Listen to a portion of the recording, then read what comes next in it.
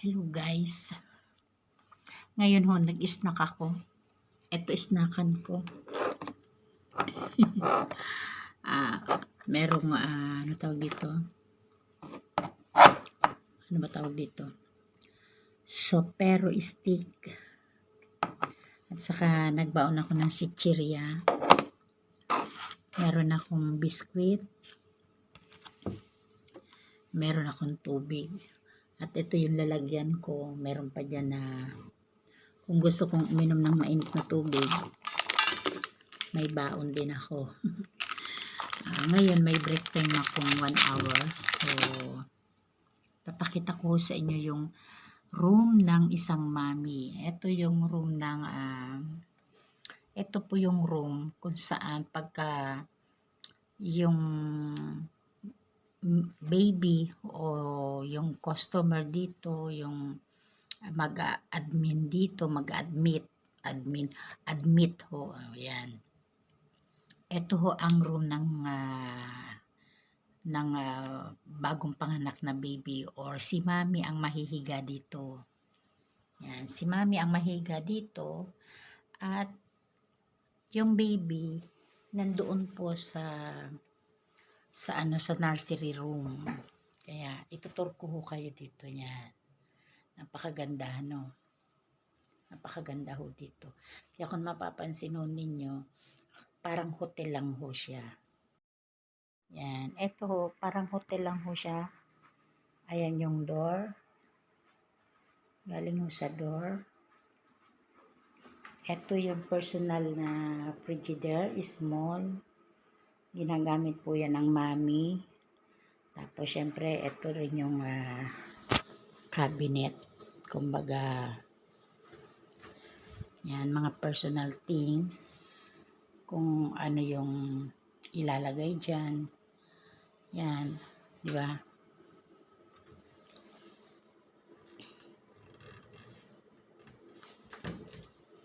Siyempre, yan. Tapos, eto rin yung CR nila. CR nila na napakaganda. Yan. Naka-uniform po ako. Malaki nga lang ho ng uniform ko kasi yung damit ko ay nakalagay din sa ilalim. Yan, para mamaya pagka mag-off na ako, hindi ko na, kumbaga, nandito na dire-diretso na yan. Ayan, o. Ngayon, bakit po ako nandito ngayon? Kasi empty po ito. Meron din siyang, eto pong screen po ng TV. Ito pong TV. Yung mami, pwede rin po makita dito yung baby niya, mapanood niya dito sa TV kung ano nangyayari sa anak niya dun sa loob. Or else, kung gusto niya manood din siya ng mga films, mga film na mga pelikula, like kung anong paborito nilang pinapanood. At syempre, free din po dito yung wifi. Yan, may wifi din sila. Syempre, hindi mawawala yung parang opisina, parang table nila. Ayan. Yan, kompleto ho sila. Yan, may salamin din. Diba? Eto naman, bintana. Halos nasa ilang floor po kami. Yan. Sa totoo, itong 7, 8, 9, magsimula sa 6, 7, 8, 9, yan po ang area po nila o yung pag-aari nila kung saan yung 7, 8, 9, puro mga bata. Kumbaga, ibig sabihin, 7th floor, 8th floor, and 9th floor na building na to ay puro po bata ang nandito. Yung 6th floor po nila, yun po yung pinaka-main na opisina. So, ang ganda, diba? So, ngayon, araw-araw, kahit wala pong tao dito, nililinisan pa rin po dito ng mga staff. Yan, do not use the bed. Yan. Kasi nga, dito kasi pwede rin ho kasi kami magtambay, temporary, pagka binigyan po kami ng break time ng 1 hour. Yan, dito kami kakain. Yan. Kahit si mami yung anak ng, yung nanay ng baby, dito rin ang kanyang table. So ngayon, tiga mag-snack ho tayo. Kain ho tayo. Yan. Alam niyo po dito, maganda rin ho dito kasi 12 oras lang ho yung aming trabaho. Pag nakatapos na kami ng 12 oras, may another shift na naman ang magpupunta dito. Hindi ho kasi kami dito pwedeng mag 24 hours. Kasi ang iniiwasan, yung mag-agang wala kang tulog tapos buong maghapon ka pa magtatrabaho. Ayaw nila yon, ayaw ng management. Baka daw kasi kung madisgrasya yung bata. Kaya ngayon, kahit inaantok sa totoo inaantok ako. Kaya nagpaalam akong kakain muna ako para mawala-wala naman yung antok natin. Nilalabanan ko yung antok. Kanina bago ako nagpunta dito nagtrabaho, kumain na ho ako sa bahay. Dati, hindi ho ako doon kumakain sa bahay. Dito na ho ako kumakain. Nagbabaon ako ng kanin, ulam, ganun. Pero kanina, sabi ko, alas 8 yung pasok ko. 6:30 pa lang, kumain na ako. Tapos sabi ko, mag-snack na lang ako. Kain ho tayo. May dala ho akong potato chip. Yan. Parang feeling mo hotel na rin. Yan. Kumbaga, yan. Parang feeling mo nasa hotel ka, di ba? Kulang na lang ikaw may Eto kasi, kumakad lang ho kami may takip ang ulo kasi ayaw nila na malagyan ng buhok yung baby. So, lahat po kami dito nakatakip ang ulo. Yan. Yan o. Ang ganda, di ba? Sana all mayroong kasama. Hindi, sa totoo. Kaya ho naman kasama dito yung mother. Sabay na ho yan sa bayad. Package deal na po yan na tinatawag na babayaran po nila itong room na to kasama doon sa binayaran nila pati yung pag-aalaga ng baby kasama na. Kung sa bayad nagpapatak po sila ng 35,000 a month, hindi po kasali dyan yung diaper ng baby at saka yung gatas ng baby. Pero yung gatas ng baby dito rin manggagaling kung gugustuhin ng mami, pero kasama yun sa babayaran. Kaya labas po dyan ang diaper ng baby at gatas ng baby. Dito naman, pwede rin dito lahat ibigay. Diaper, gatas. Kaya nga lang, mag-a-additional ka. Kasi sa isang araw, kung magkano ang nakukonsume ng bata sa isang diaper, nakalista po yan. Kunwari sa buong 24 hours, nakagamit po ang baby kasi every 3 hours ka magpapainom. Every 3 hours ka rin magpapalit ng diaper. Bago mo siya papainumin ng gatas, papalitan mo muna ng diaper. And then, nakalista po yan. Kasi minsan kahit napalitan mo na ng diaper yung bata, nagpupo uli o umihi uli or kung ano, whatever, kung ano. Kahit pinalitan mo na yan, at pag nag-change ka ulit ng diaper, kahit hindi pa oras ng pagkain niya, ililista ho ulit yan.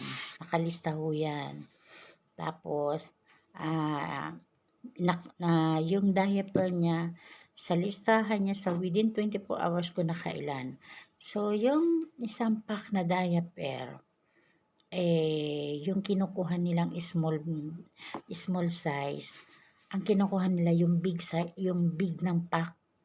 Kumbaga ang laman yan ay 78 pieces o 76 pieces.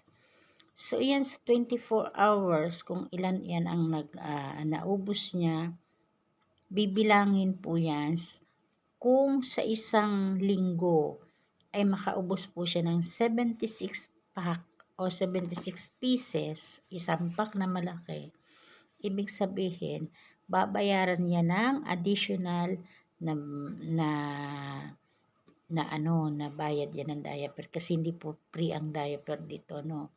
At yung sa gatas naman, depende po yan kung bibili po yung mami niya ng sarili niyang gatas o dito.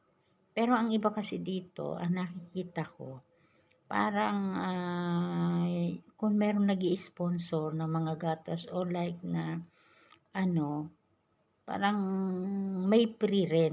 Nagbibigay rin sila ng free dito. Pero mostly, pag nag-request yung mami na hindi yun ang ipapainom ng baby niya, hindi papainom sa baby niya yung gatas, magbibili ng ibang gatas yung mami niya. Kaya yun, nandito ho kami ngayon.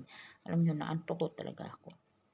Hindi ho ako pwede magtanggal ng dahil kasi mamaya baka biglang pumasok yung bisor o yung supervisor, mapagalitan ho tayo, kaya kasi dito sa inuupuan ko, kahit po ako ay nag-i-snack, hindi ka pwede magtanggal ng hairnet, dahil baka mamaya may nahulog dyan na buhok mo, hindi mapansin ng maglilinis dito. Darating dito yung mami, mga masiselang pati ang mga mami, darating dito, magko-complain. Ang binigay sa kanilang kwarto ay marumi. Kaya, todo ingat. Yan, kain tayo.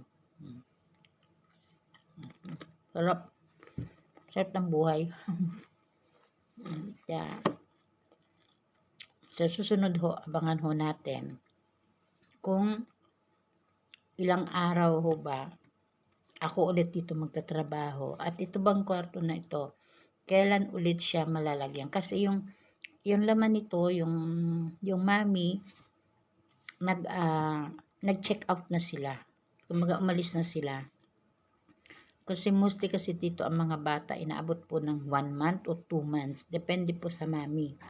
Kung gusto pa po nila mag-extend ng 1 month, additional na naman sila magbabayad ng 35,000 na bayad nila. Kung mga 35,000 RM, kung Philippine money ho yan, Diyos ko po, kaya laking pera na po yan, Kasi, sa atin, yung 35,000 pesos yun. Dito ho sa Malaysia, RM naman. Kaya, sa atin, parang napakalaking pera na yan. Pero sa kanila, parang lang, okay lang, maliit lang. Yan. Pero sa atin kasi, isipin nyo po, ang pera po sa atin, may sabing iba ang parang malaking, tawag doon? Malaking pera yan. 35,000, i-divide nyo ho sa 12 pesos. O magkano na ho yan? Nawala na ho yung utak ko. Mag-divide ho kayo. Kasi ang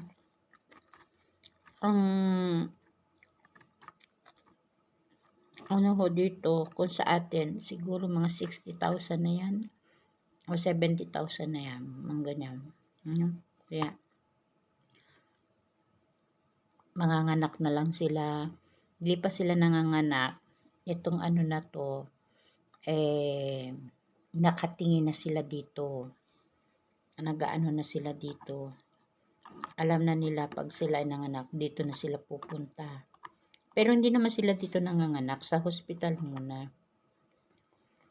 Ganun ho sila dito. Mga mayayaman kasi. Hindi, sa atin sa Pilipinas, di po natin kayang bayaran ang 35,000 kung sa RM o sa Philippine money is 70,000 ang kada buwan. Ay, sus, bigat yun sa bulsa, di ba? Kaya, yan. Dito kahit po sila, ilang beses po sila dito magbalik-balik, walang problema. Kasi mga mapera. Tayo, wala tayong pera. Kaya pag tayo nanganak sa bahay lang, tayo pa yung nag-aalaga. Dito, may tagalabas sila, may tagabantay pa sila ng baby nila, free pa yung mag-massage ka. Free po dito yung sa 35,000 RM na binabayaran nila, free na rin ho pala yung massage therapy, yung ano yan, yung salon, tapos meron din ditong tinatawag na mag-exercise ka, yung gym, yan. Sa 35,000, hindi naman rin naman sila lugi kasi todo naman alaga sa kanila, hindi naman sila pinabayaan. Yung pagpapaganda pa sa kanila, yung salon. Kasi dito sa building na to, ewan ko kung alang level dito, yung pupuntahan ng mga mommies na, kunwari, gusto ka magpasalon, free po yan, kasama na yan sa binayaran niya. O yung magpapamassage ka, magpapa-spa ka, yan, puro na po yan kasama sa binayaran mo. Hindi lang naman yung hihiga ka lang dito, magbabayad ka na ng 35K. Pati po yung pagkain nila, free yung mami. Biro nyo po, ang pag-deliver po ng pagkain nila, halos talaga tanghalian, umagahan pa lang yan. Ang dami ng binibigay, tanghalian, may tea time, yung tinatawag na tea time, yung magi-snack sila.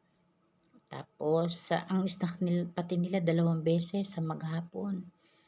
Tapos, may lunch pa. After lunch na yan, mga bandang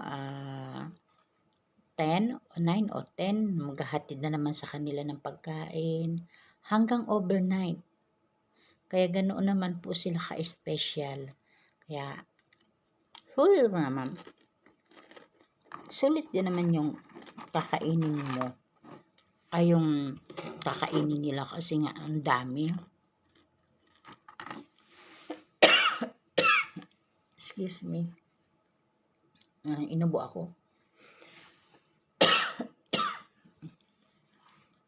Inubo talaga ako. Inubo ako dito. Sulit naman no yung pagkain nila. Hindi naman ho sila lugi.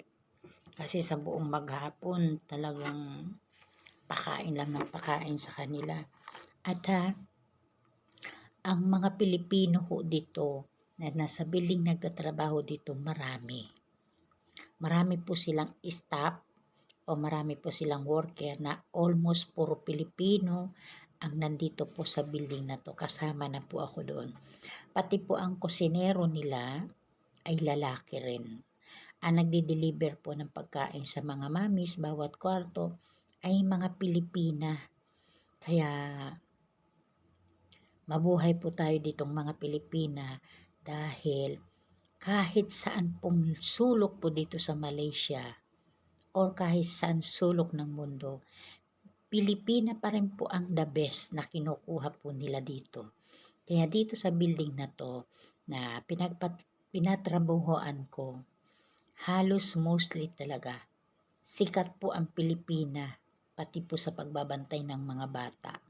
Kaya mabuhay po tayong mga OFW, nakakaiyak man na napaproud po tayo ng ibang lahi, saludo pa rin po tayo sa mga kapwa nating mga Pilipino. Kaya sana, wag ho nating papabayaan, wag po nating ipagpalit ang ating mga karangalan. Pilipino pa rin po ang ating mga kadugo na nagtatrabaho dito sa ibang bansa. Kaya maraming salamat sa pagpatnubay niyo po sa mga OFW.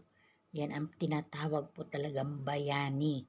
Kasi po, kahit saan talaga, dito sa Malaysia, mag-confinement center man, maging caregiver man yan, maging kasambahay man yan, maging doktor or nurse, mostly ko po ditong nakikita ay mga Pilipino.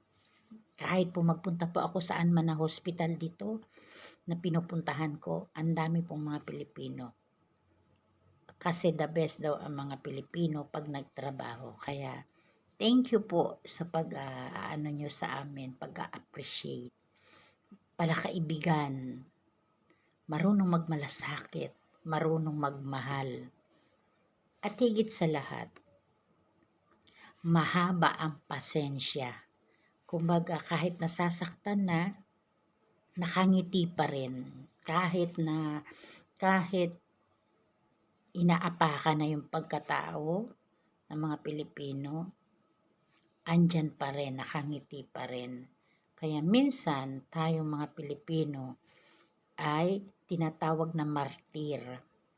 Kasi nga, niisip pa rin nila, wala tayo sa sariling bansa natin, kaya lagi tayong magpapakumbaba, yuyuko, at syempre, ipapakita po natin ang the best kung paano po tayo magtrabaho. Kaya, bye-bye, kain po muna ako.